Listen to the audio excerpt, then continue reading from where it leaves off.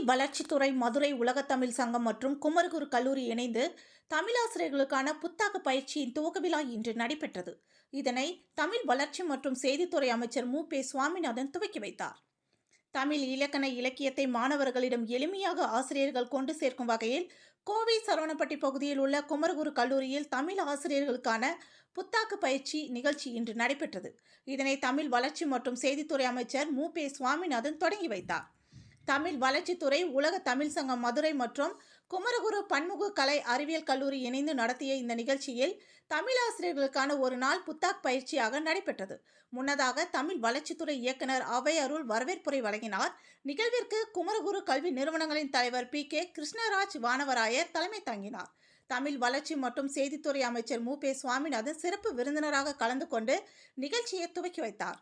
முன்னதாக குமரகுரு கல்வி நிறுவனங்களின் பிரசிடென்ட் சங்கர் வானவராயர், குமரகுரு பன்முக கலை அறிவியல் கல்லூரியின் முதல்வர் விஜிலா எட்வின் கென்னடி, கல்லூரியின் தமிழ் ஆலோசகர் மரபின் மைந்தன் முத்தையா மற்றும் நீலகிரி, கோவை, ஈரோடு, திருப்பூர் உள்ளிட்ட தமிழகத்தின் பல்வேறு பகுதிகளில் இருந்து வந்த தமிழ் ஆசிரியர்கள் பங்கேற்றனர்.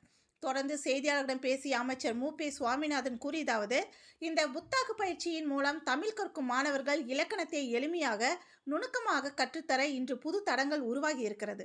இதை ஆசிரியர்கள் கண்டு கேட்டு தங்கள் வசம் எடுத்துக்கொண்டால் அதன் மூலம் ஆயிரக்கணக்கான மாணவர்கள் பயனடைவார்கள். இதை ஆசிரியர்கள் வசம் சேர்க்க தமிழக முதலமைச்சரின் கணினி தமிழ் விருது பெற்ற பேராசிரியர் நா. தெய்வசுந்தரம் ஆசிரியர்களிடம் பேசுவார் என்றார். கணினி வழியாக எப்படி மாணவர்களுக்கு இலக்கணத்தை எளிமையாக கற்றுத்தர முடியும் என்பது பற்றியும் எடுத்து கூறுவார் என தெரிவித்தார் என்பது குறிப்பிடத்தக்கது. மாண்புமிகு முதலமைச்சர் அவருடைய ஆணைக்கிணங்க தமிழ் வளர்ச்சித்துறையின் சார்பில் பல்வேறு நிகழ்வுகளை முன்னெடுப்பு செய்திருக்கிறோம்.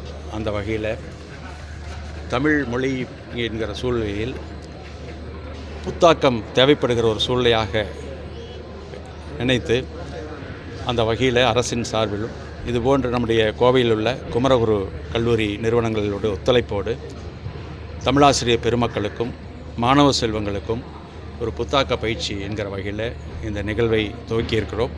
பல்வேறு மாவட்ட தலைநகரங்களில் இந்த நிகழ்ச்சி நடைபெறுவதாக திட்டமிட்டிருக்கின்றோம். அந்த வகையில் பிறமொழியினுடைய மோகத்தின் காரணமாக, பிறமொழியினுடைய ஆதிக்கங்களின் காரணமாக நம்முடைய தாய்மொழி மெல்ல மெல்ல நம்முடைய தமிழர்களுடைய இடமிருந்து கொஞ்சம் இடைவெளி ஏற்படுகிற ஒரு சூழ்நிலை என்கிறதை கருத்திலே கொண்டு அதை தடுக்க வேண்டும் என்கிற நோக்கில் இந்த மொழிக்கு ஒரு புத்தாக்கத்தை உருவாக்கி அந்த வகையில் நம்முடைய மாணவ செல்வங்களுக்கும் அதேபோல் ஆசிரியர் பெருமக்களுக்கும் அந்த பயிற்சி வழங்கப்படுவது, அதில் விற்பனர்களை வைத்து அதற்கான பயிற்சி நடத்தப்படுகிறது. அந்த வகையில் இந்த நோக்கம் வெற்றி பெறும் என்பதில் எந்த சந்தேகமில்லை.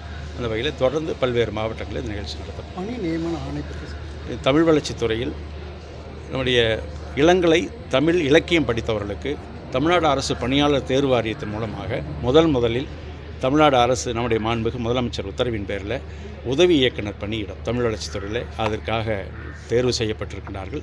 விரைவில் அவர்களுக்கு பணி நியமன ஆணை வழங்கப்படுகிறது. தமிழ்நாடு முழுவதும் உள்ள கடைகளில் தமிழுக்கு முதலிடம் என்ற போர்டில் நிறைய குளறுபடிகள் பொதுமக்கள் மத்தியிலே அந்த விழிப்புணர்ச்சி வர வேண்டும். வணிக நிறுவன சங்கங்கள் இடத்திலெல்லாம் பேசியிருக்கிறோம். தொடர்ந்து அவரிடத்தில் ஒரு விழிப்புணர்ச்சி ஏற்படுத்தப்பட்டு வருகிறது. விரைவில் தமிழ் மொழி உரிய அங்கீகாரம் பெறக்கூடிய வகையில் பெயர் பலகையில் இடம்பெறுவதற்கான நடவடிக்கை தொடர்ந்து அது தமிழ் வளர்ச்சித்துறை சுட்டிக்காட்டினாலும் எடுக்க வேண்டிய நடவடிக்கை என்பது தமிழ்நாடு நம்முடைய தொழிலாளர் நலத்துறையின் மூலமாக அதற்கு நடவடிக்கை எடுக்க வேண்டும். அதற்கான ஒருங்கிணைப்பு கூட்டம் நடத்தப்பட்டு வருகிறது. விரைவில் நோக்கம் நிறைவேறும். கர்நாடக அரசு கன்னட மொழியில தான் பெயர் பலகை தனி சட்டமே இயற்றி நடவடிக்கை எடுத்துள்ளாங்க. தமிழக அரசு அதை முன்னெடுக்கணும். அந்த அளவுக்கு நம்ம வலியுறுத்தவில்லை என்றால் கூட, அதாவது ஒரு நமக்கென்ற அங்கீகாரம், நம்முடைய தாய்மொழிக்கான ஒரு அங்கீகாரம் இருக்க வேண்டும் என்று தான் சொல்லியிருக்கிறோம். குறிப்பிட்ட அளவில் இருக்க வேண்டும். பிறமொழி இருப்பதை பற்றி கூட கவலை இல்லை நமக்கு. எனவே அதுதான் நோக்கமாக இருக்கிறது. அந்த வகையில் தான் அதை பற்றி விழிப்புணர்வு ஏற்படுத்தி வருகிறோம். அவரிடத்தில் பேசி வருகிறோம். நிச்சயமாக நோக்கம் நிறைவேறும்.